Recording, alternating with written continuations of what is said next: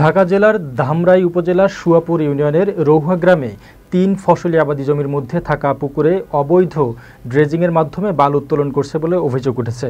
স্থানীয় প্রভাবশালী আসাদ খান ও তার সহযোগীরা দীর্ঘ ১ বছর ধরে গভীর রাতে বোমা মেশিন বা সাকশন কাটার ড্রেজার ব্যবহার করে পুকুরটি প্রায় ২০ ফিট গভীর করে বালু তুলছেন। সাভার নিজস্ব প্রতিনিধি মাইনুল ইসলামের পাঠানো তথ্যচিত্রে থাকছে বিস্তারিত। সরেজমিনে গিয়ে অভিযোগের সত্যতা পাওয়া যায়। এলাকাবাসীর অভিযোগ, রাতভর চলা এই অবৈধ কর্মকাণ্ডে আশেপাশের শত শত বিঘা ৩ ফসলি জমি ও বহু বসতবাড়ি চরম হুমকির মুখে পড়েছে। ভূগর্ভস্থ পানির স্তর, কৃষি উৎপাদন এবং এলাকার সামগ্রিক পরিবেশ বিপর্যয়ের শঙ্কা দেখা দিয়েছে। আইনি দৃষ্টিকোণ থেকে এটি অবৈধ। ৩ ফসলি জমি সংরক্ষণ আইনের সরকারি নির্দেশনায় ৩ ফসলি জমিতে কোনো প্রকার খনন, ভরাট, শিল্প স্থাপনা বা শ্রেণী পরিবর্তন নিষিদ্ধ। এই জমির পুকুরে ড্রেজিং স্পষ্টতই আইনের লঙ্ঘন।